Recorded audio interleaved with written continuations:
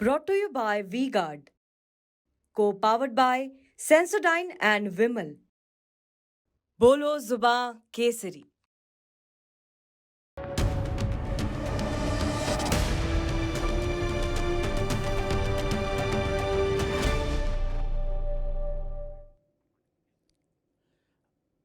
आधा चुनाव निपट गया। जिस वक्त हम और आप बात कर रहे हैं, लोकसभा निर्वाचन का आधा हिस्सा समाप्त हो गया। वो उस प्रक्रिया का आधा भाग पूरा हो लिया, अब आधा बचा है। अब मजे की बात यह कि जो आधा भाग पूरा हुआ है आज, अभी पहले, दूसरे और तीसरे चरण को मिलाकर उसमें पूरब भी है, पश्चिम भी है, उत्तर भी है, दक्षिण भी है। यानी समग्र भारत का जनादेश, उसका आधा स्वरूप आपके सामने आ गया, मतलब ईवीएम में चला गया। इसलिए मानकर चलिए कि इस आधे में जिसने बाजी मारी होगी वही आगे बाजी मारेगा, इस बात की संभावना अधिक है। अब चुनाव बिल्कुल विपरीत दिशा में चला जाए, ऐसी संभावना नहीं लगती, क्योंकि लगभग हर राज्य से कि कुछ ना कुछ सीटों पर मतदान हो गया, तो हर राज्य का टेम्परेचर पता लग गया ना, वहां किस ढंग की राजनीति है और किस ढंग की लड़ाई है और चुनौती है। उत्तर प्रदेश में भी 26 सीटों पर आज को मिलाकर चुनाव हो लिया। 80 सीटें हैं कुल, 26 पर वोट पड़ गया। और इस 26 में मुलायम सिंह यादव का परिवार भी आ गया, कल्याण सिंह जी का परिवार भी आ गया। मुलायम सिंह जी, कल्याण सिंह जी दोनों उत्तर प्रदेश की राजनीति के आधी सदी तक बड़े नेताओं में शुमार रहे। आज जो चुनाव हुआ उत्तर प्रदेश में, उसमें यादव परिवार के 5 में से 3 सदस्यों के लोग के चुनाव क्षेत्रों में वोट पड़ा है। डिंपल यादव, आदित्य यादव, शिवपाल सिंह के बेटे, और अक्षय यादव, रामगोपाल यादव के बेटे। 5 में से 3 पर वोट हो गया। उसमें मैनपुरी, सोचिए, मुलायम सिंह का संसदीय क्षेत्र रहा। धर्मेंद्र और तेज प्रताप दोनों उनके राज संसदीय जीवन की शुरुआत इसी जमीन से हुई, मैनपुरी से जीतकर दोनों लोकसभा में पहुंचे पहली बार। और ये वही मैनपुरी है जिसके अंतर्गत करहल आता है और जिसके अंतर्गत जसवंत नगर विधानसभा आती है। करहल से अखिलेश यादव खुद विधायक हैं और जसवंत नगर से शिवपाल सिंह विधायक है। इसलिए मैनपुरी का महत्व बहुत ज्यादा है। शफीकुर रहमान वर्क की विरासत उनके पोते को मिली है, जियाउर रहमान वर्क को। संभल में भी आज वोट हो गया। एटा में राजवीर सिंह, कल्याण सिंह के बेटे, उनके चुनाव क्षेत्र में भी वोट हो गया। बरेली में भी मतदान हो गया। उत्तर प्रदेश में कम से कम यादव परिवार ये जरूर समझ गया होगा कि चुनाव किधर जा रहा है, क्योंकि उनके परिवार के 3 सदस्यों के चुनाव क्षेत्रों में आज वोट हुआ है। अगर आप सहज गति से, सहज रूप से, बिना अतिरिक्त मेहनत किए चुनाव में लाभ पा रहे हैं, आगे चल रहे हैं, तो मान लीजिए कि आपके पक्ष में जनता खड़ी है। और अगर आपको बूथ दर बूथ जूझना पड़ रहा है, कार्यकर्ता मोटिवेट नहीं हो रहा, उसके बुलाए वोटर आ नहीं रहा, और आ रहा तो वोट नहीं डाल रहा आपके कहे अनुसार, तो समझ लीजिए भैंस गई पानी में। अब उत्तर प्रदेश में किसकी स्थिति क्या है? मायावती किसको नुकसान पहुंचा रही हैं, किसको फायदा पहुंचा रही हैं? भाजपा और सपा में कितनी लड़ाई है? क्योंकि आज जहां वोट पड़ा है वो यादव लैंड का हिस्सा है। इसलिए मैंने कहा कि सपा के रणनीतिकारों को आज समझ में आ गया होगा कि उत्तर प्रदेश में उनके लिए अधिकतम क्या है और न्यूनतम क्या है। मुझे लगता है अनुभवी राजनेताओं को यह बात समझ में आ गई होगी, शिवपाल सिंह यादव जैसे राजनेताओं को। और भाजपा को भी समझ में आ गया होगा कि यादव लैंड में उसका कमल कैसे और कितना खिल पा रहा है। अगर यादव लैंड में भी उसका कमल खिल पा रहा है अच्छे से, तो भाजपा को मानना चाहिए कि उसकी जय जय। और अगर कमल कहीं फंस रहा है यादव लैंड में, तो भाजपा को भी चिंतन भी करना चाहिए और चिंता भी करनी चाहिए।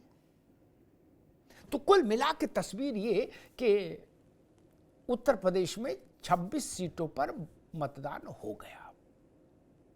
अब यहां से फिर अवध और अवध से रुहेलखंड और फिर पूर्वांचल जाते हुए 7वें चरण तक चुनाव की प्रक्रिया पूरी हो जाएगी। बनारस में 7वें चरण में वोट है, जहां से प्रधानमंत्री खुद लड़ रहे हैं चुनाव। हमारे साथियों ने एक रिपोर्ट तैयार की है, जरा उस रिपोर्ट को देखिए, फिर मेहमानों से परिचय कराएं और फिर बहस में चलें।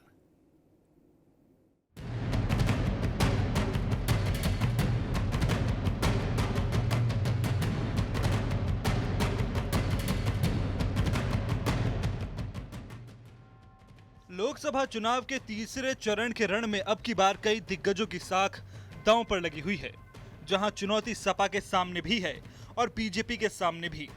10 सीटों के इस दंगल में सपा को 2019 में हुए लोकसभा चुनाव में सिर्फ संभल और मैनपुरी सीट मिली थी, तो बीजेपी ने बाकी 8 सीटों पर कब्जा जमाया था। अब मुलायम सिंह के बाद हो रहे इस चुनाव में सपा के लिए डू और डाई का सबब है। ये गढ़ नहीं, ये घर है, और घर में इस बार लोगों ने मन बनाया, आम लोगों ने जिताने का फैसला लिया है। और तभी तो देखा आपने शक्ति कितनी, जिस बूथ पर आज तक इतने लंबे इतिहास में कभी कोई नाराज नहीं हुआ, खिलाफ वोट नहीं डालता, वहां देखिए ADM, SP city, extra force, extra police, extra CCTV ये लगे, बताओ हमारे गांव में लगे हुए हैं। सिलसिलेवार तरीके से सीटों पर देखें तो 10 में से 3 सीटों पर बड़ी परीक्षा है। बदायूं में आदित्य यादव, फिरोजाबाद में अक्षय यादव, तो मैनपुरी में डिंपल यादव का इम्तिहान है। वहीं संभल सरीखी सीट को सहेजना भी सपा के लिए साख का सवाल है। इनमें से कई सीटों पर बसपा ने भी सपा का गणित बिगाड़ने का दांव भी बखूबी चला है। वहीं इस चरण में महाराणा प्रताप से शुरू हुई महाभारत अब राम मंदिर के मुद्दे तक भी जा पहुंची है। इस मामले पर रामगोपाल यादव और सीएम योगी में वार पलटवार भी दिखा। जब हारने लगते हैं लोग तो व्यक्तिगत टिप्पणियां ही करते हैं और बिल्कुल फिजूल की, जिसका यूजलेस कोई मतलब नहीं होता, जनता को भ्रमित करने के लिए। 400 पार का तो इसलिए देते हैं क्योंकि बीजेपी के कार्यकर्ता घुटनों के बल गिर पड़े, उन्हें कैसे खड़ा रखें, उनका कैसे मनोबल बनाए रखें, इसलिए दे रहे हैं। बेरोजगार यह चर्चा करते ही नहीं किसी पे, ये चर्चा करेंगे परिवारवाद, ये चर्चा करेंगे मंदिर, मुसलमान, हिंदू, फला ढेका, न बेरोजगारी पे बात करेंगे, न अर्थव्यवस्था पे बात करेंगे, कुछ नहीं करते, किसी तरह की कोई चर्चा करते ही नहीं। आप देख रहे होंगे बेरोजगारी का आलम यह है कि अभी अच्छा दूसरे ये उत्तर प्रदेश में हालत ये हो गई है कि ये तो उत्तर प्रदेश हो, अबे नीट का पर्चा लीक हो गया, यहाँ हर पर्चा लीक होता है। कोई गवर्नमेंट नौकरी देनी ही नहीं चाहती है। लोगों का ऐसा कहना है कि सरकार ही पर्चा लीक करा देती है ताकि किसी को नौकरी न देनी पड़े। ये लोग आज भी जो रामगोपाल यादव कह रहे हैं अयोध्या में श्री राम मंदिर के लिए, इस सनातन आस्था के साथ खिलवाड़ है, कोटि कोटि राम भक्तों का अपमान है।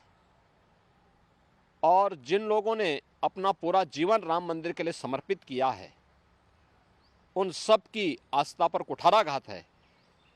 भारत का समाज इसको कतई स्वीकार नहीं कर सकता। कोई चिढ़ाने वाला है, ये केवल तुष्टीकरण की नीति पर चल करके अपने वोट बैंक को बचाए रखने की कवायद उनके द्वारा की जा रही है, और इनकी वास्तविकता इस प्रकार के बयानों से साफ आ रही है। इस दंगल में बीजेपी की उम्मीदें और उम्मीदवारों को देखें तो एटा, हाथरस, आगरा आदि में तो आसान डगर है। वहीं आंवला, बरेली और फतेहपुर सीकरी के संग्राम को फतेह करने में अंतर कला और अपनों की बगावत बड़ी चुनौती है। इन सीटों पर उम्मीदवारों की नाराजगी एक बड़ा मुद्दा है। हालांकि मोदी योगी के चेहरे से ये चुनौती भी पार की जा सकती है। देखिए, कमल का फूल बहुत बड़े बड़े अंतर से दोनों चरणों में खिल चुका है, तीसरे चरण में भी खिलने जा रहा है। यूपी की जनता ने, देश की जनता ने मन बना लिया है तीसरी बार मोदी सरकार।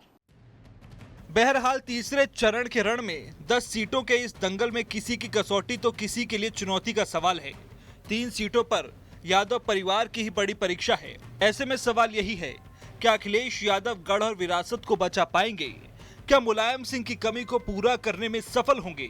वहीं बीजेपी के लिए सवाल यह है कि 8 सीटों पर वापसी के साथ साथ क्या यादव वोटरों को साध पाएगी बीजेपी?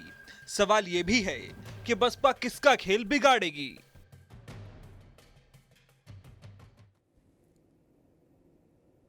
एक छोटा सा विज्ञापन है, उसको देख लीजिए, फिर मेहमानों से परिचय कराएं, फिर बहस में चलते हैं। पर ये दिल है कि चख रहा है उन्हीं अल्फाजों का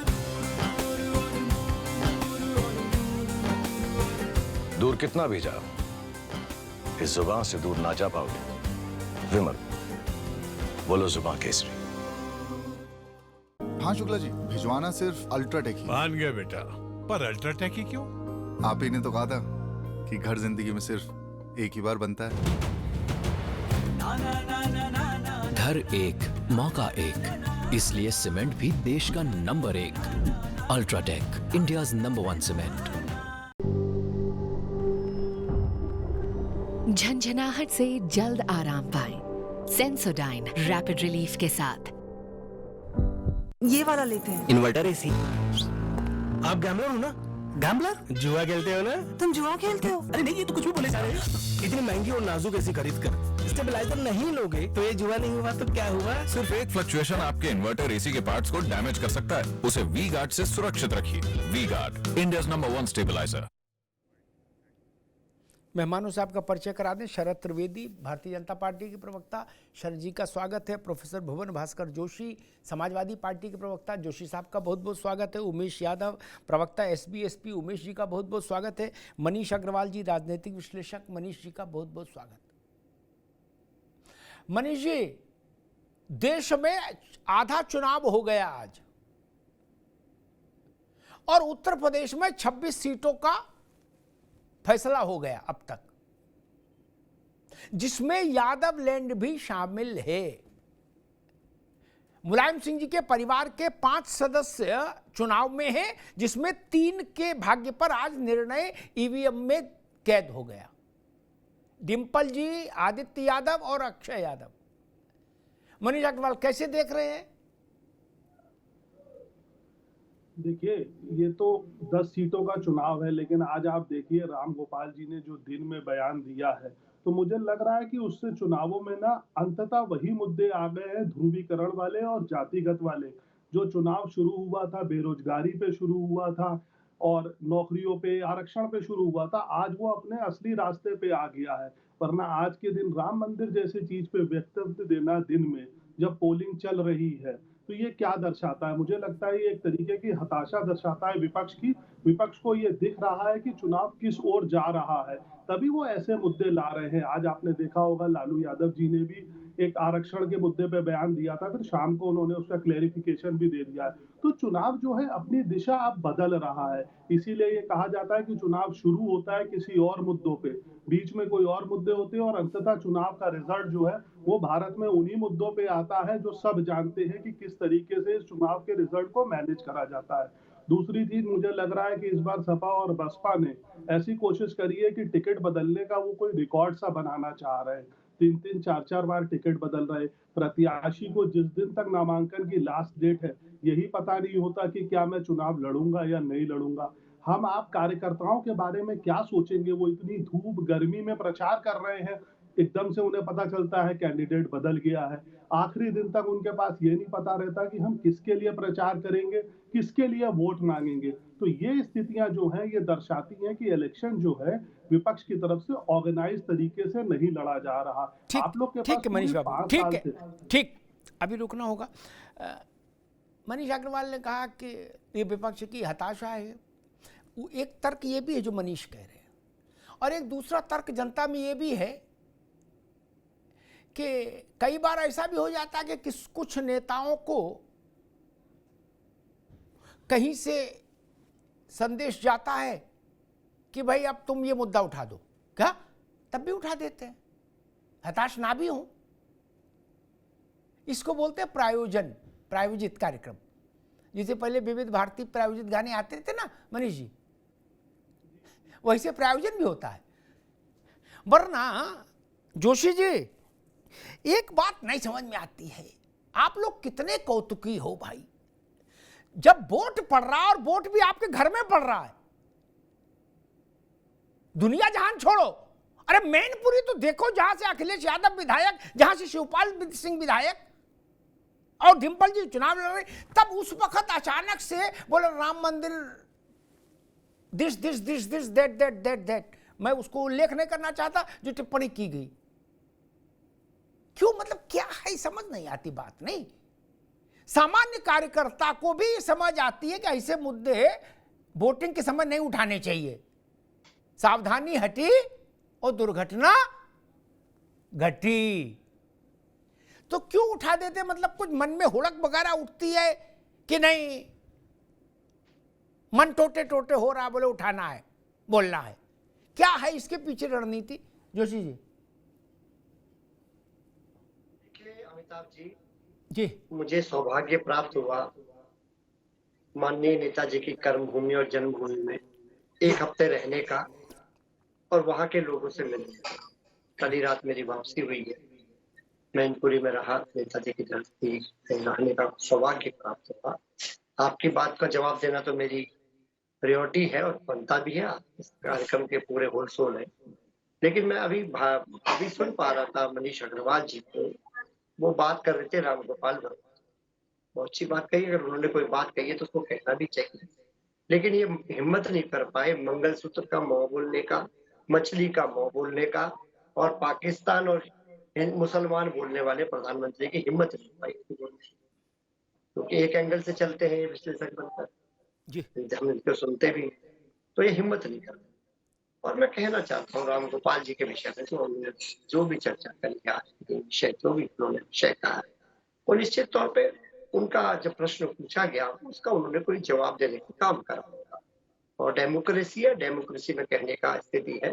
और प्रशासन वहां पर किस तरह का काम कर रहा हूँ अमिताभ जी, क्योंकि मुझे 7 दिन का एक बड़ा लंबा समय। जी, राम मंदिर से प्रशासन का क्या लेना देना, कि सफाई प्रशासन क्या कर रहा है सर, राम मंदिर से क्या लेना देना।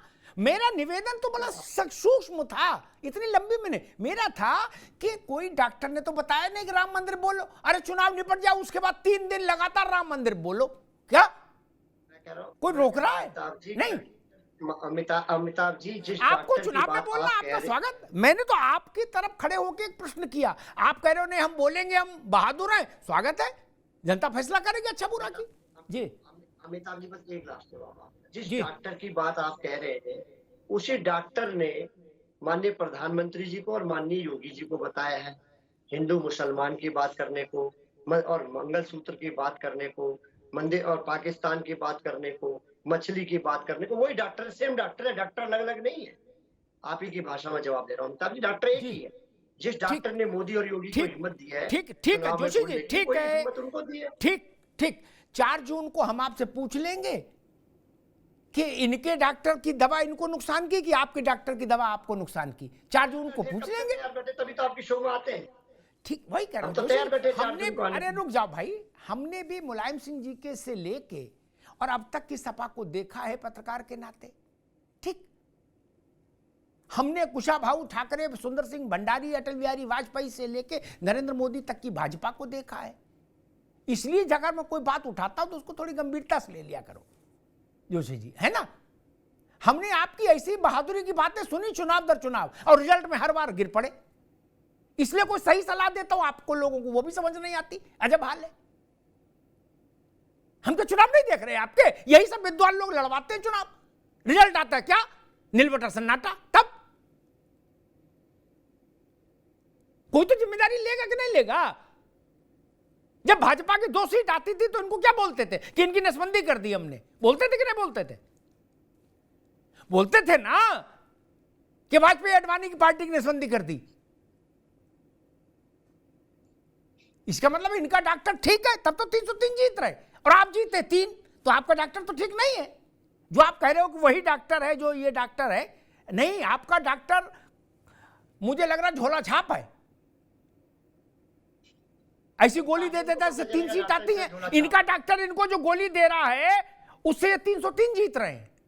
ये समझिए, मैंने इसलिए कहा था, निवेदन इसलिए किया था। ठीक है, मैं बीजेपी के पास लास्ट में आऊंगा। उमेश यादव बेल्ट में, चूंकि आप भी एक्सटेंडेड यादव बेल्ट से ही आते हैं, ठीक, एटा, इटावा, फरुखाबाद, मैनपुरी, फिरोजाबाद, जसराना, ये सब मेरे लिए यादव लैंड है। आज यादव लैंड में वोट था, 5 में से 3 लोगों के भाग्य का फैसला हो गया। 5 लोग परिवार के चुनाव में है, अखिलेश जी के परिवार से, और उसमें 3 पर आज निर्णय हो गया। यादव लैंड की वेवलेंथ क्या है, यादव लैंड के इसका स्पंदन क्या कह रहा है? देखिए आदरणीय अमिताभ जी, ये सत्य है कि समाजवादी पार्टी की स्थापना के बाद उत्तर प्रदेश का यादव आदरणीय मुलायम सिंह यादव जी के साथ खड़ा रहा, इसमें कोई शक नहीं है। लेकिन पिछले 2017 और 19 के बाद और 22 में जो परिणाम आए, उसमें कहीं ना कहीं यादव कहीं जो क्षेत्रीय स्थितियां थी उसके आधार पे, जैसे कि सुखवाबाद चले जाएं आप, हरिओम यादव जी को ले लें, या बहुत से ऐसे उदाहरण, अगर आप यादव लैंड की बात कर रहे हैं, वहां पर यादव समाजवादी पार्टी से बड़ी संख्या में छिटका है। वो जो आदरणीय नेताजी के समय पर एक मैग्नेटिक चुंबकीय शक्ति रहा करती थी, उसमें कहीं ना कहीं परिवर्तन आया है। देखिए, मैं भी उसी कम्युनिटी से बिलोंग करता हूँ अमिताभ जी। जब कोई जाति, कोई कम्युनिटी या कोई वर्ग विशेष विकासशील स्थिति में होता है, तब तक वहां पर संगठन की स्थितियां बहुत अच्छी बनी रहती हैं। लेकिन जैसे ही वो विकसित होता है, वहां पर बंटवारा शुरू होता है अपने अपने अधिकारों को लेकर। हम छोटे यादव रह गए, वो बड़े हो गए, सैफई परिवार ने उनको ज्यादा तरजीह दी, वो लखपति से करोड़पति हो गए, हम नहीं हो पाए। इस तरीके की, देखिए, जब मैं आपकी डिबेट में बैठता हूं तो वास्तविकता कहता हूं, इस तरीके की क्षेत्रीय स्थितियां आपको देखने की मिलती हैं। तो कहीं ना कहीं राजनीतिक यादव लैंड में बड़ा बंटवारा है। और आदरणीय नरेंद्र भाई मोदी जी ने जो राम मंदिर की स्थापना उनके माध्यम से हुई है केंद्र सरकार के, उस पे कहीं ना कहीं यादव उससे भी भारतीय जनता पार्टी की तरफ देख रहा है।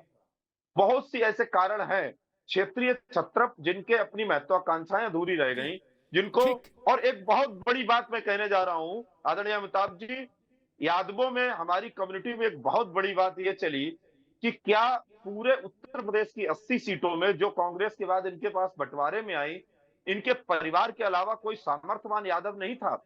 मैं आपको बताऊं, एटा में एक ऐसा परिवार है, एटा जनपद में, जिनका पूरा परिवार जेलों में बंद है।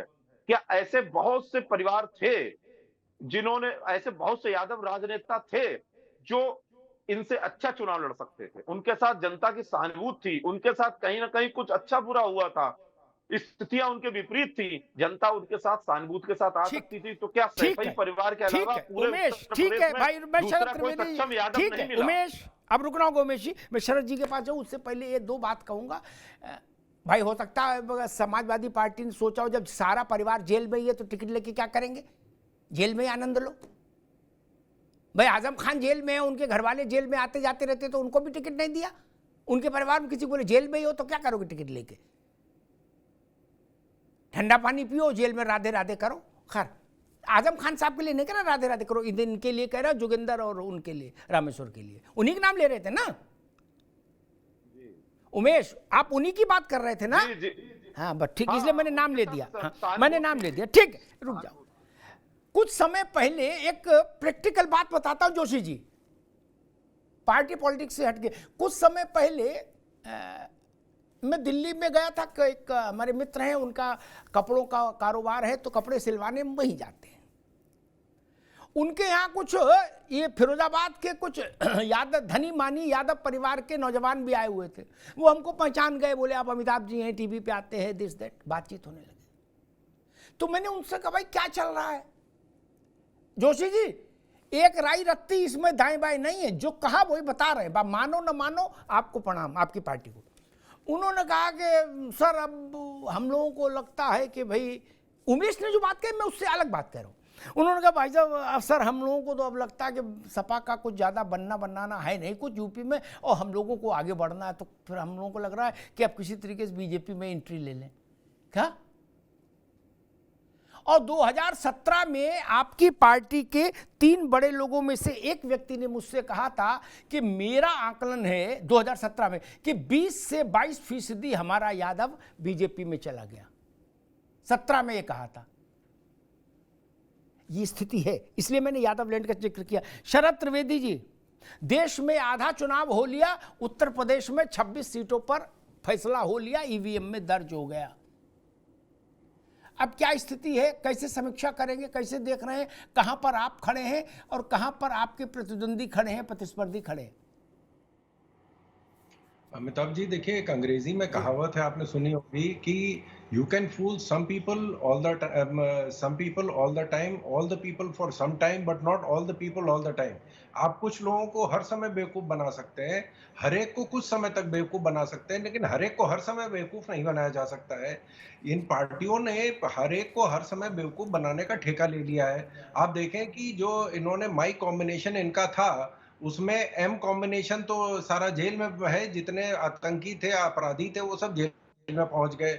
और जो वाई कॉम्बिनेशन था, उसमें अब जैसे अभी उमेश भाई ने बताया कि सब जितने भी हैं, जिन 4-5 लोगों को जो टिकट मिले हैं, वो सारे के सारे इनके परिवार के हैं, जो राज परिवार के लोग हैं। उसमें यादव कोई नहीं है और यादव का कोई भी भला इनके कार्यकाल में नहीं हुआ है। अगर हुआ है तो भुवन भाई तो यहाँ गाजियाबाद में रहते हैं, वो बता दें कि गौतम बुद्ध नगर में या गाजियाबाद डेवलपमेंट अथॉरिटी में कितने प्लॉट दिए गए थे यादवों को, किसका कल्याण हो गया है। सिर्फ ये जो 35 लोग राज परिवार के हैं, अब वहां से भी 35 से हटके सिर्फ 5 पे आ गए, जो इमीडिएट फैमिली के लोग हैं, उन्हीं का उद्धार होने वाला है।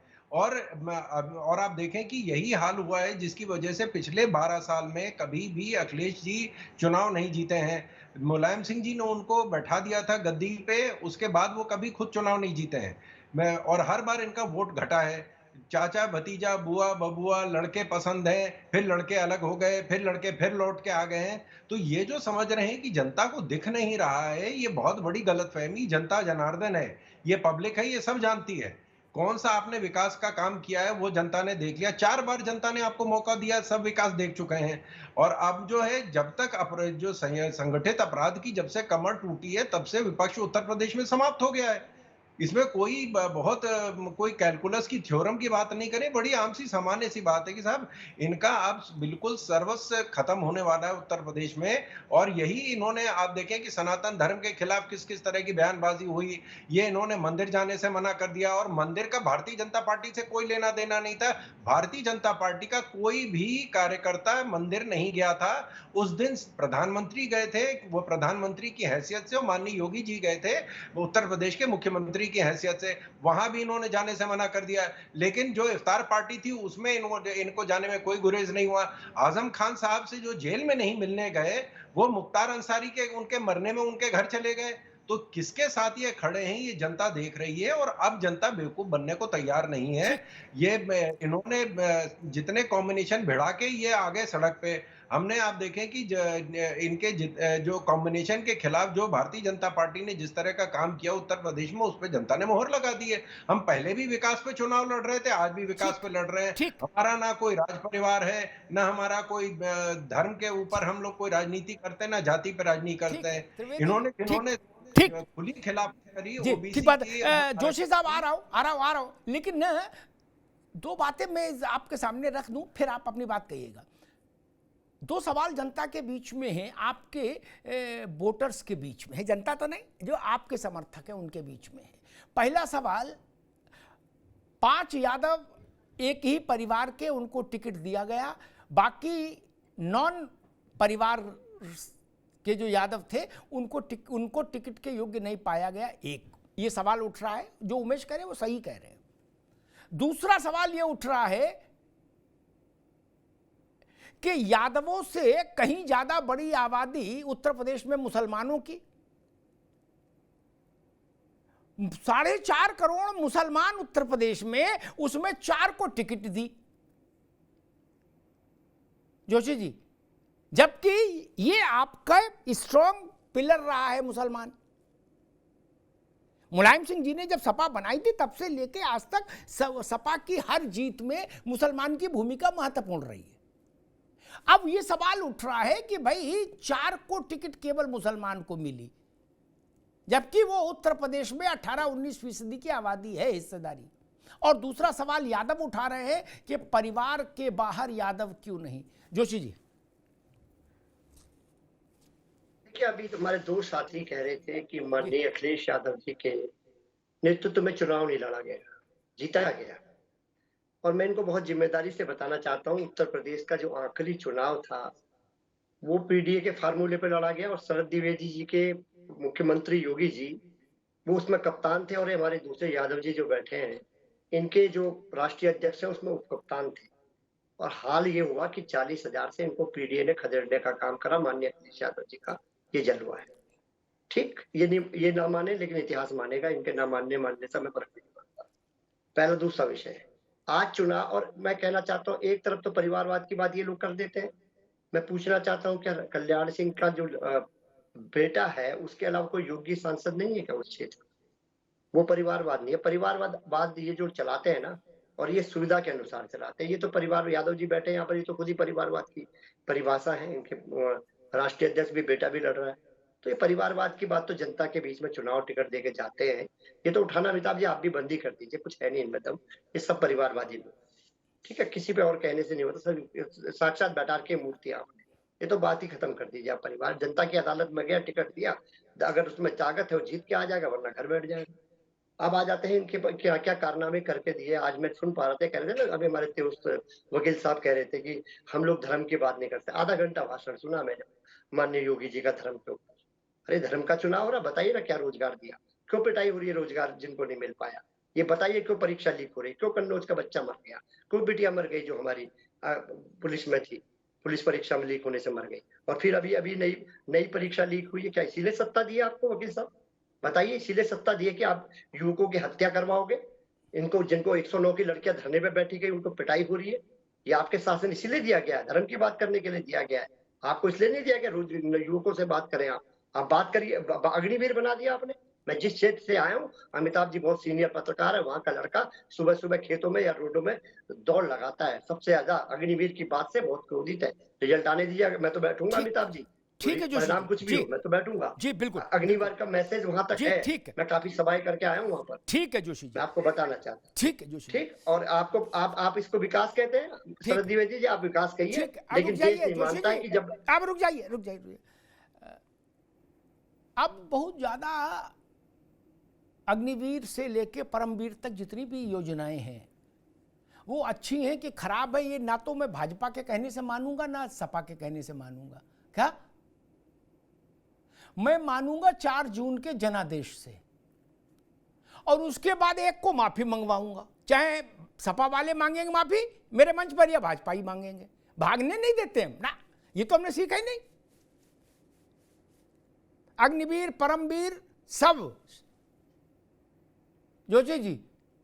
और दूसरी बात, जोशी जी ने कहा कि हारेगा घर बैठ जाएगा। नहीं जी, बार बार हारेगा, बार बार टिकट पाएगा लड़ला।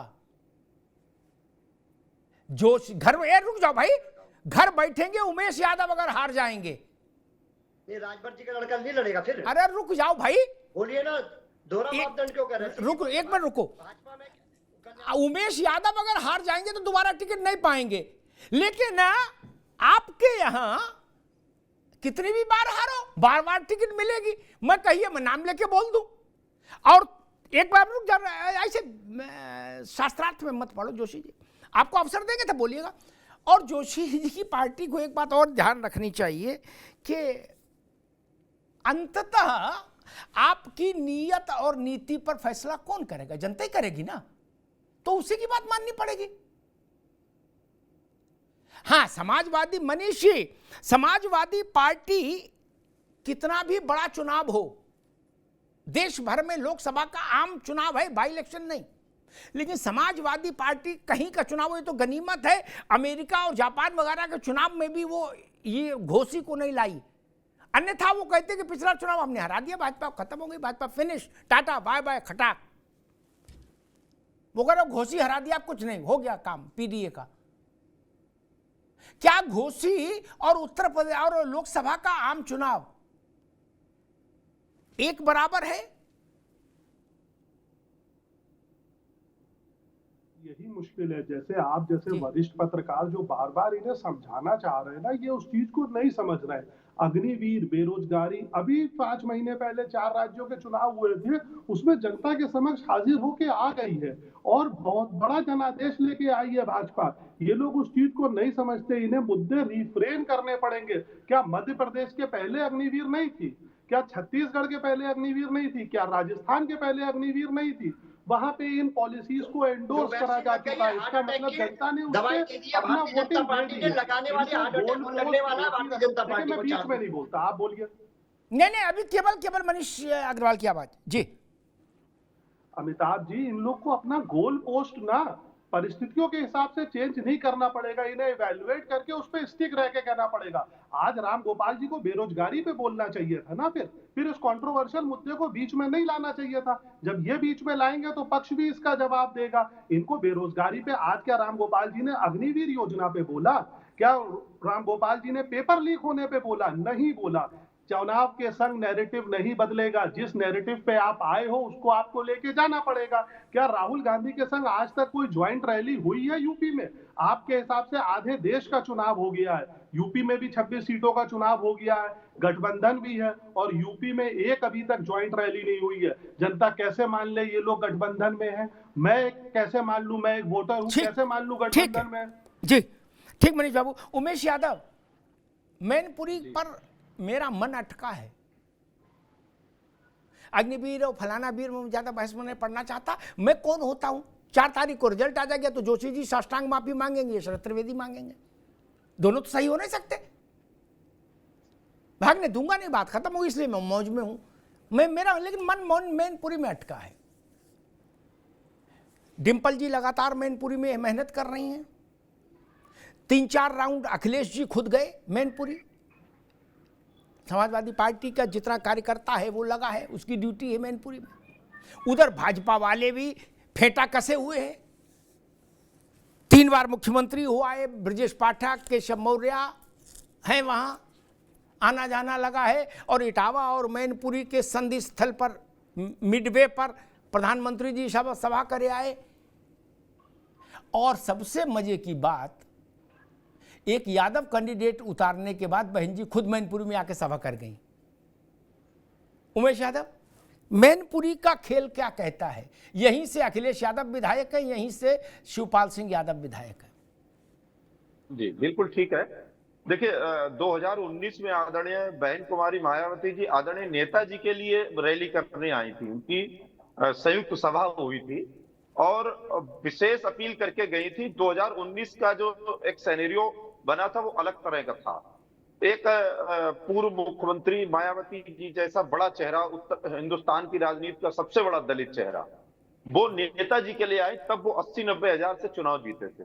जो उपचुनाव हुआ नेताजी के देहावसान के बाद, वो चुनाव वहां मैनपुरी की जनता के लिए एक अलग तरह का सहानुभूति का चुनाव था। अभी मैं जोशी जी को सुन रहा था, मैं मैनपुरी और घोसी की जब ये समाजवादी पार्टी के लोग बात करते हैं तो मुझे बड़ा अजीब लगता है। वो 17, 19, 22 और अगले 24 की बात क्यों नहीं करते?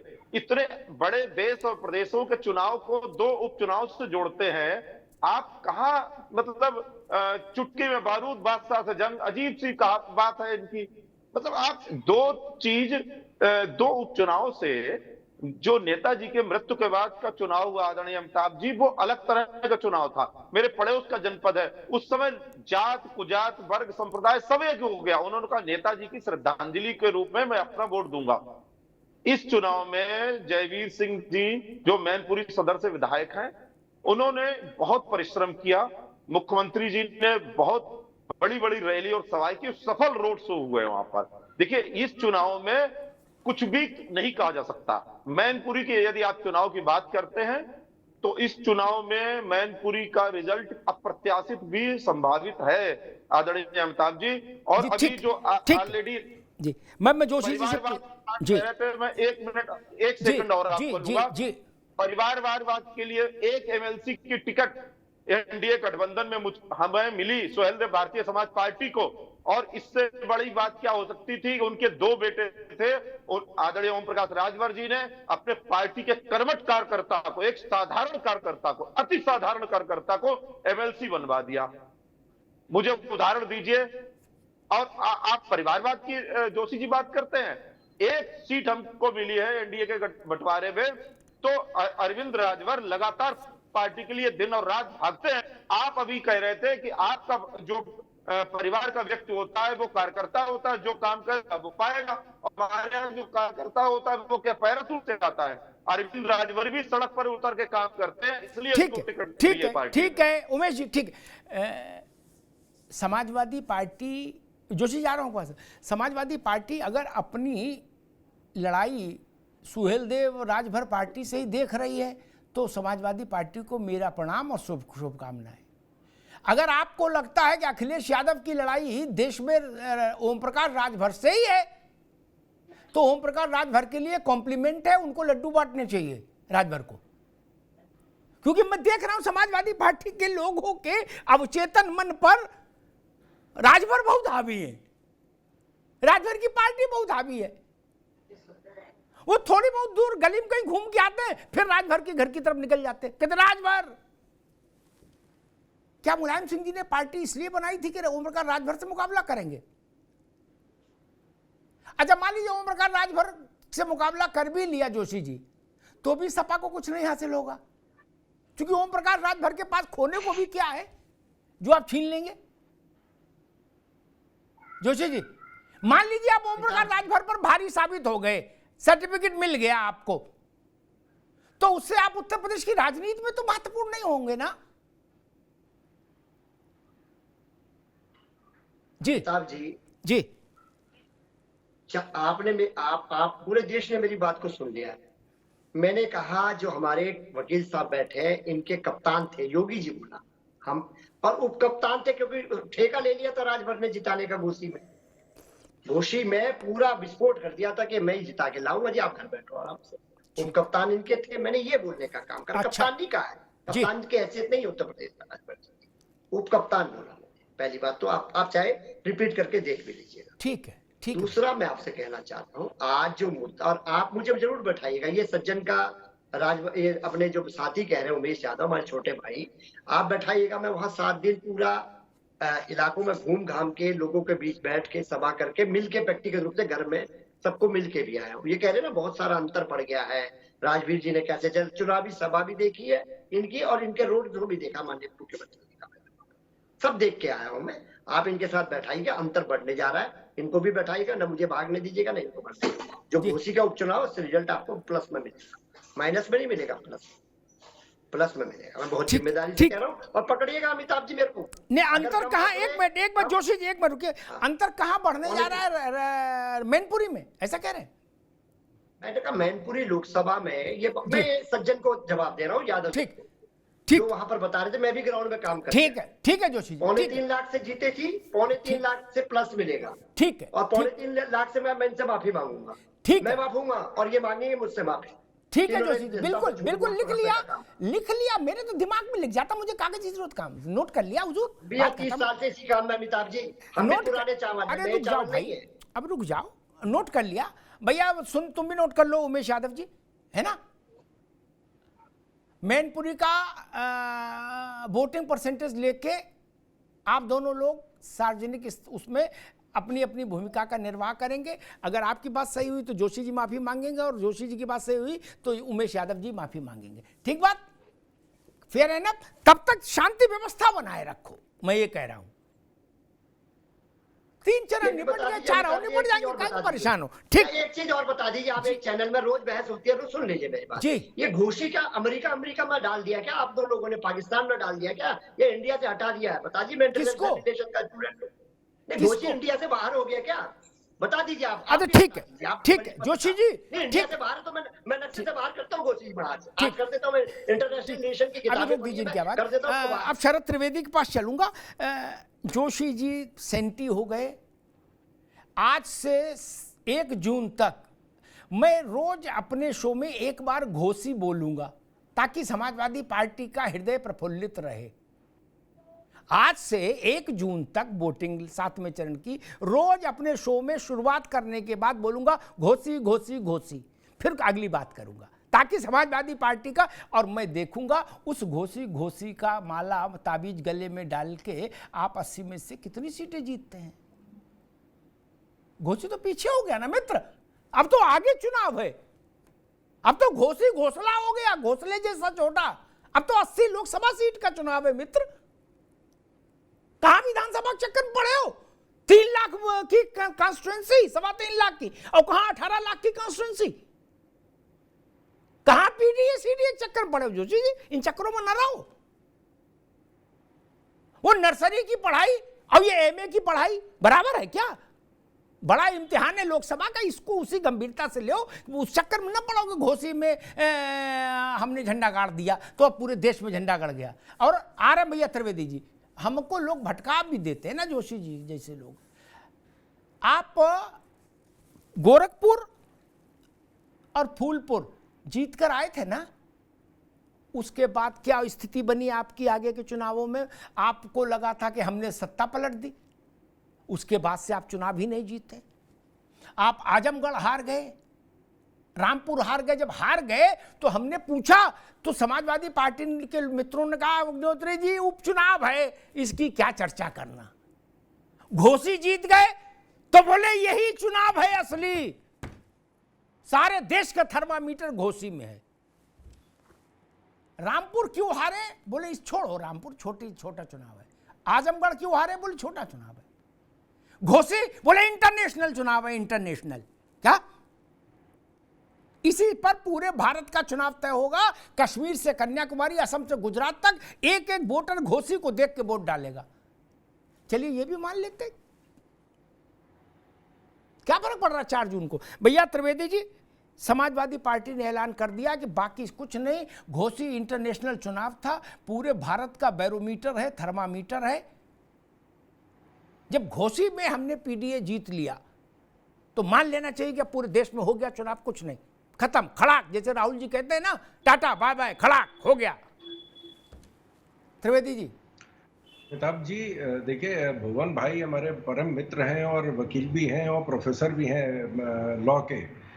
हम एक वकालत में कहते हैं पेशबंदी कि केस क्या है वो एक अलग कहानी है, लेकिन पेश क्या करना है जज साहब के सामने वो एक अलग कहानी है।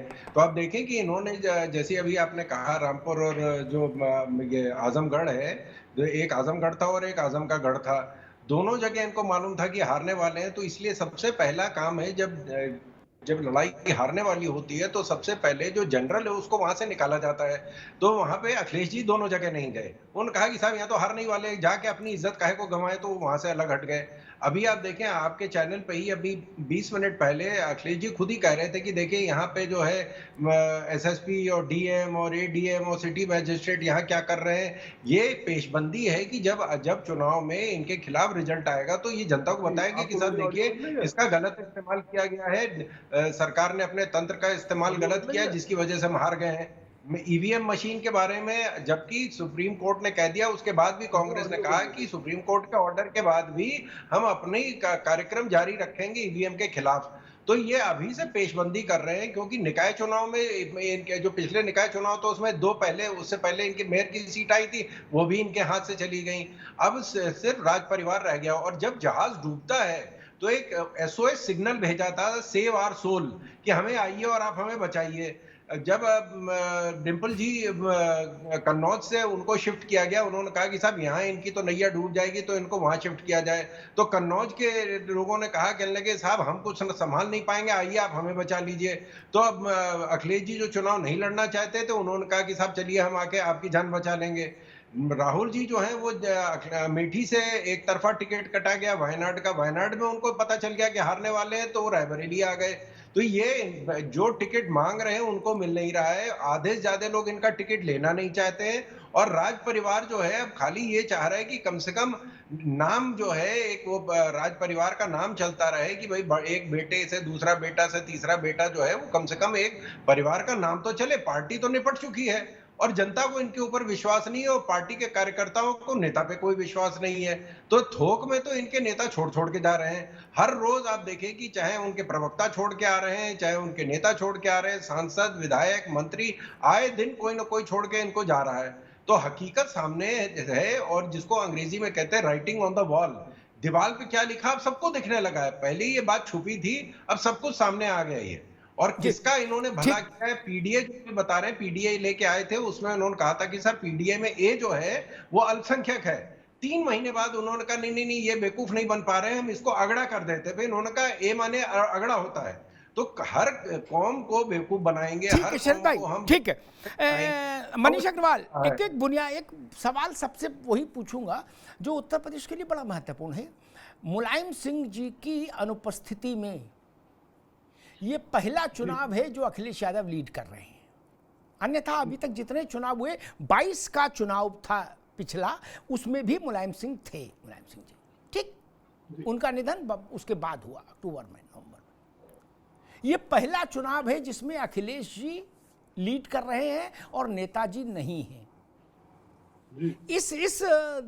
उसको कैसे देखते हैं, इस स्थिति को? क्योंकि समाजवादी पार्टी का जन्म ही नेताजी के हाथों से हुआ और वो वही उसका एक प्राण तत्व थे पार्टी का। अमिताभ जी, बहुत अच्छा प्रश्न है। 4 जून को, जैसे आप बार बार कहते हैं ना, यही रिजल्ट का वैलिडेशन आएगा।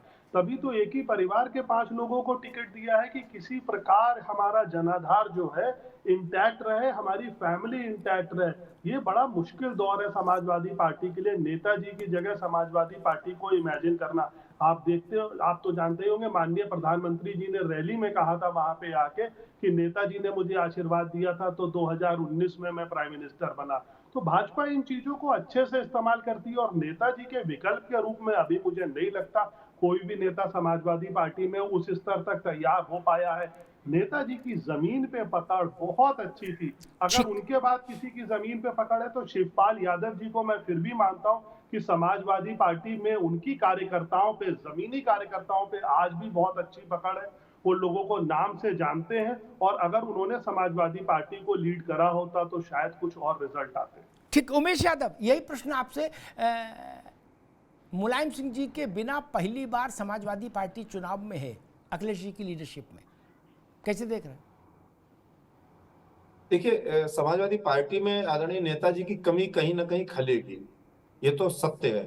और जो नेताजी के अंदर नेतृत्व क्षमता थी उसका 10% अगर अखिलेश यादव जी में होता तो आज परिणाम 17 से लेके 24 में जो होने जा रहा है ये परिणाम नहीं होता। एक घोसी का सैंपल रैंडम मेथड लेकर आप घूम रहे हैं, या डिंपल जी का सहानुभूति भरा चुनाव, उसके अलावा कौन सी बड़ी जीत हुई है? जिला पंचायत तक के चुनाव बहुतायत में वो हार गए हैं, उनके समर्थक प्रधानी तक के चुनाव हार गए हैं अखिलेश यादव जी के नेतृत्व में। इससे बड़ा उदाहरण आदरणीय अमिताभ जी कोई जोशी, ठीक, जोशी साहब, प्रोफेसर जोशी, वही सवाल आपसे। भाजपा और कांग्रेस, भाजपा बड़े संदर्भ में, एक सीमा तक कांग्रेस चूंकि राष्ट्रीय पार्टी है और भी चेहरे हैं उसके पास, वैसे तो गांधी परिवार ही है लेकिन फिर भी। लेकिन सपा में ऐसा नहीं था। समाजवादी पार्टी का मतलब 1 से लेकर 10 तक नेताजी, 10 के बाद फिर बाकी का नाम पता देखो कि नारद राय हैं कि आजम हैं कि अंबिका चौधरी हैं कि कौन है, XYZ। अब वो नहीं है नेताजी। पहली बार अखिलेश जी चुनाव में उतरे हैं, लीड कर रहे हैं। इस परिवर्तन को कैसे देख रहे हैं? देखिए, मैं माननीय अखिलेश यादव जी मेरे नेता हैं, मैं इसके इसलिए नहीं कह रहा। मैं एक बात मानता हूँ कि माननीय अखिलेश यादव जी के आने से समाजवादी पार्टी में जो पढ़ा लिखा तबका है उसने बहुत जोर शोर से अपनी एंट्री ली है, सम्मान पाया है और वो लड़ता है, कहीं ना कहीं जमीन पे भी लड़ता है, कहीं ना कहीं आपके माध्यम से भी लड़ता है। तो ये माननीय अखिलेश यादव जी की लीडरशिप है। उन्होंने उसको जो दाग लगाने का काम करते थे या जो विपक्षी हमारा कहने का काम करते थे उसको भी साफ करने का काम अगर किसी लीडर, केवल लीडरशिप वो माननीय अखिलेश यादव जी के, जो नीट एंड क्लीन पॉलिटिक्स को करने में विश्वास करते हैं माननीय अखिलेश यादव जी। और इसको कहीं ना कहीं सभी लोग, चाहे हमारा व्यक्तिगत रूप से टीवी में आप विरोध करें, ये बात अन्य लोग भी कहने का काम। ठीक है जोशी जी, ठीक है। त्रिवेदी जी, उत्तर प्रदेश के लिए ये एक बड़ा राजनीतिक पड़ाव है कि मुलायम सिंह यादव के बिना चुनाव और उसमें अखिलेश यादव लीड कर रहे हैं इंडिपेंडेंटली। कैसे देख रहे हैं? क्योंकि ये प्रश्न केवल सपा का ही नहीं है। मुलायम सिंह यादव का होना और ना होना उत्तर प्रदेश की पूरी राजनीति को प्रभावित करता है।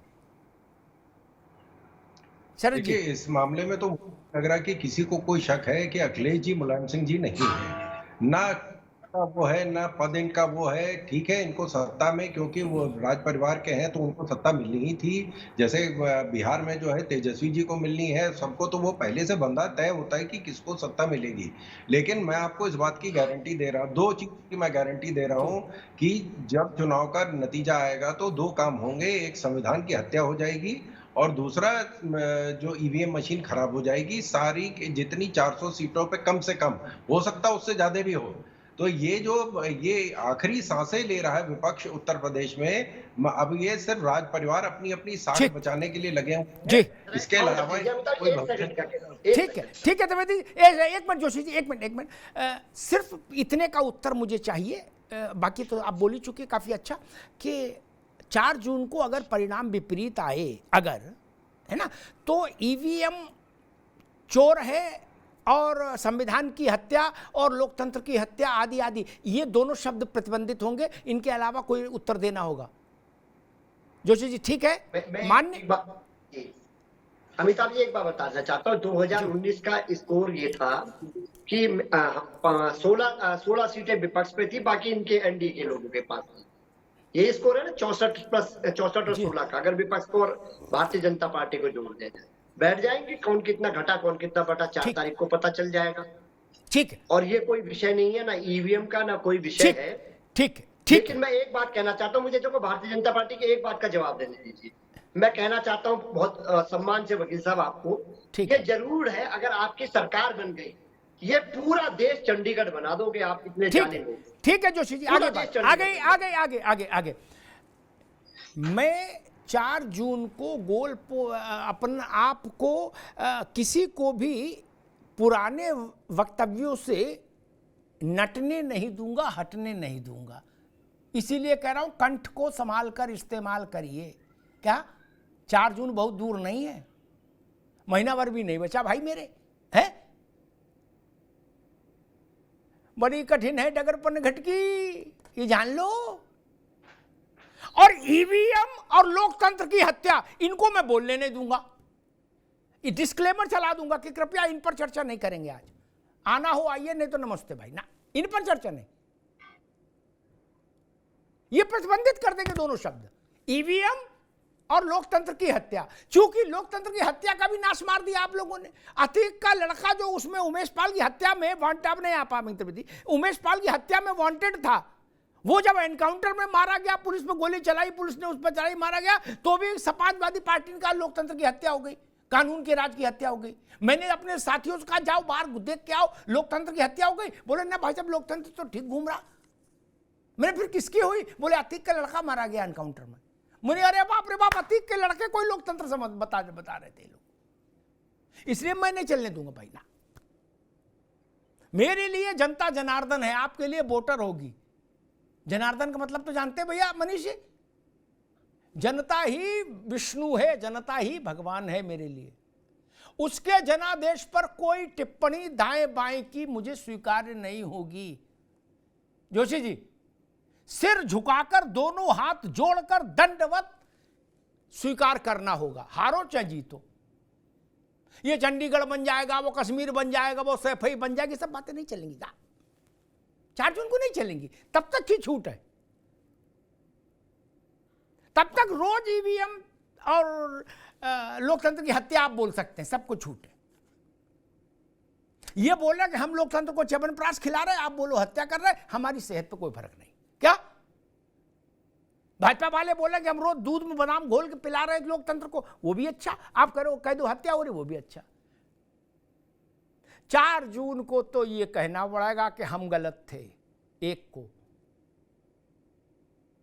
और 4 जून को कम से कम एक और अच्छा काम हो जाएगा। इस घोषी से तो प्राण छूटेगा, घोषी बाई इलेक्शन से देश का नहीं। अच्छा, घोषी का भी कार्यकर्ता सोचते, मतदाता सोचता होगा कि गुरु हमने ऐसा कौन सा चमत्कार कर दिया, समाजवादी पार्टी आज तक उस चुनाव की चर्चा कर रहे नहीं। और एक बात कहूं, मेरे मित्र जोशी जी ने कहा कि 64 इनके पास थी और 15 हमारे पास थी विपक्ष के। हाँ, मायावती थी, उसमें 10 सीटों पर 5 पर आप थे।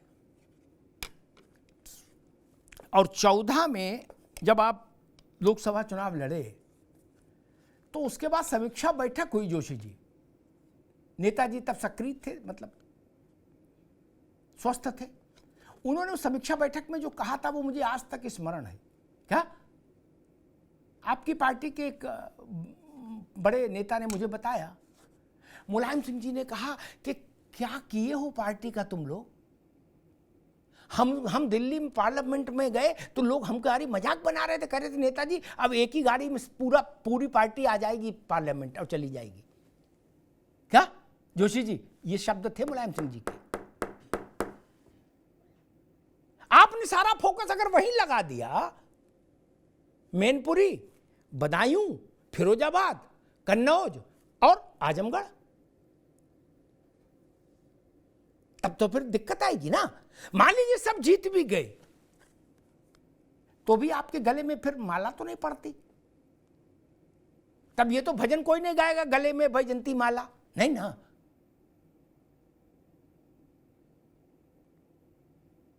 अखिलेश जी जीत जाए, डिम्पल जी जीत जाए, रामगोपाल जी का लड़का जीत जाए, शिवपाल जी का लड़का जीत जाए और नेताजी के एक और भतीजे धर्मेंद्र जीत जाए, बस लोकतंत्र विजयी हो गया। नहीं ना। फर्रुखाबाद वाला भी जीते, क्या मतलब मेरा एक उदाहरण, सामान्य कार्यकर्ता जहां आपका उम्मीदवार है वो भी जीते तो पार्टी खड़ी होगी। क्या राहुल गांधी के हारने से पार्टी बैठ तो सकती है, एक उदाहरण और देता हूं, लेकिन राहुल गांधी के अकेले जीत जाने से कांग्रेस खड़ी नहीं होगी। क्या ये बड़ा माइन्यूट अंतर है मित्र। नरेंद्र मोदी जीत जाए 5 लाख से, उससे भाजपा का राजयोग नहीं आएगा। भाजपा का राजयोग आएगा जब गाजियाबाद से अतुल गर्ग जीतेंगे। ऐसे सामान्य लोग, ये तो समझना होगा। इसलिए मैंने कहा कि महत्वपूर्ण ये है, और ये जितने विषय हैं मैं सबको क्रमबद्ध करके रखे हूं। मनीष जी, महंगाई, बेरोजगारी, आरक्षण, दलित, पिछड़े, अगड़े, राम मंदिर, कृष्ण जन्मभूमि, विश्वेश्वर महादेव, क्या सारे मुद्दों की लिस्ट मेरे दिमाग में है। क्या इन सब पर फैसला मैं सुनूंगा 4 तारीख को जनता के मुंह से। क्या मेरा सुप्रीम कोर्ट तो वही है, जनता, वो बता देगी वो क्या चाहती है, किसने मंदिर के लिए क्या कहा। मेरे लिए महत्वपूर्ण नहीं जोशी जी, राम का मंदिर किसी की कृपा से नहीं है। राम इस देश की आत्मा में, इस देश के हृदय स्थल में तब भी धड़कते रहे जब यहां 1000 वर्ष तक आक्रांताओं का शासन रहा, मुगलों का, दूसरों का शासन रहा, अंग्रेजों का शासन रहा, तब भी हम रामनवमी मनाते रहे।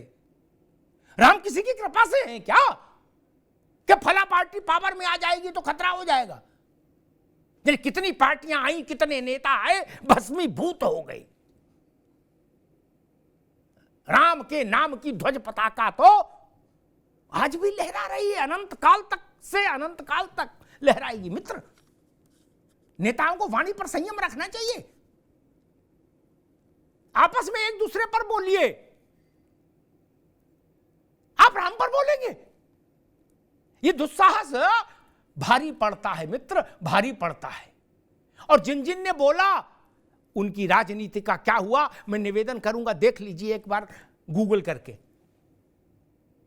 जिन जिन ने राम जन्मभूमि को लेकर हास्यास्पद टिप्पणियां की, जोशी जी, उनका राजनीतिक जीवन शून्य हो गया। कभी हम आप व्यक्तिगत बैठेंगे तो मैं 10 नाम बता दूंगा, क्या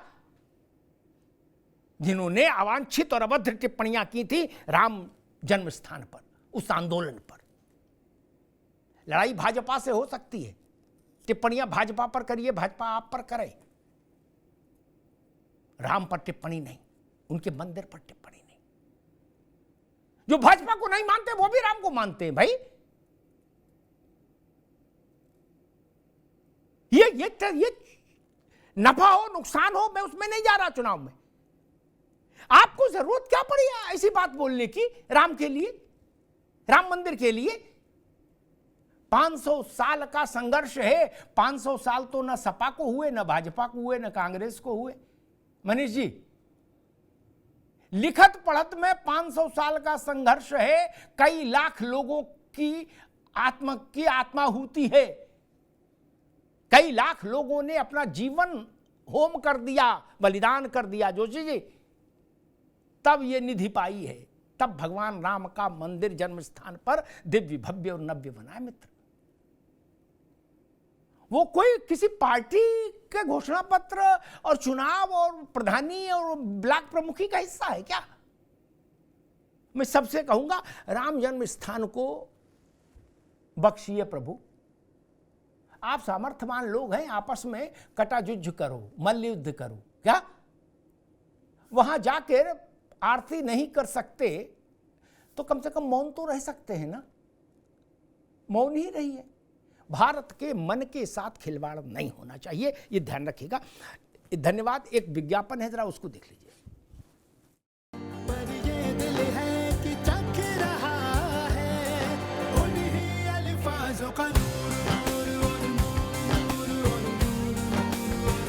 दूर कितना भी जाओ, इस जुबान से दूर ना जा पाओगे। विमल, बोलो जुबान केसरी। हाँ शुक्ला जी, भिजवाना सिर्फ अल्ट्राटेक ही। मान गए बेटा, पर अल्ट्राटेक ही क्यों? आप ही ने तो कहा था कि घर जिंदगी में सिर्फ एक ही बार बनता है। घर एक, मौका एक, इसलिए सीमेंट भी देश का number 1। UltraTech, India's number 1 cement. झंझनाहट से जल्द आराम पाएं। सेंसोडाइन रैपिड रिलीफ के साथ। ये वाला लेते हैं। Inverter AC. आप गैम्बलर हो ना? गैम्बलर? जुआ खेलते हो ना? तुम जुआ खेलते हो? अरे नहीं, ये तो कुछ भी बोले जा रहे हैं। इतनी महंगी और नाजुक एसी खरीद कर स्टेबलाइजर नहीं लोगे तो ये जुआ नहीं हुआ तो क्या हुआ? सिर्फ एक फ्लक्चुएशन आपके इन्वर्टर एसी के पार्ट्स को डैमेज कर सकता है। उसे वी गार्ड से सुरक्षित रखिए। V Guard, India's number 1 stabiliser. Uttar Pradesh में चुनाव अब अखिलेश यादव के चुनाव क्षेत्र की ओर चलेगा, राहुल गांधी के चुनाव क्षेत्र की ओर चलेगा, किशोरी लाल शर्मा के चुनाव क्षेत्र की ओर चलेगा। ये 3 बड़े रण हैं जहां चुनौतियां हैं, जहां संघर्ष है, जहां बड़ी प्रतिष्ठा दांव पर है। बड़े चेहरे, जितने बड़े चेहरे उतनी ही बड़ी प्रतिष्ठा दांव पर। और अंतिम चरण में जब चुनाव पहुंचेगा तो बनारस पर में वोट होगा, जहां से प्रधानमंत्री नरेंद्र मोदी उम्मीदवार हैं। लेकिन उससे पहले रायबरेली में राहुल गांधी और कन्नौज में अखिलेश यादव। उनका इम्तिहान, उनकी परीक्षा। धन्यवाद। Brought to you by V-Guard. Co-powered by Sensodyne and Vimal. Bolo Zuba Kesari. Sharda University. The world comes together at Sharda. Admissions now open.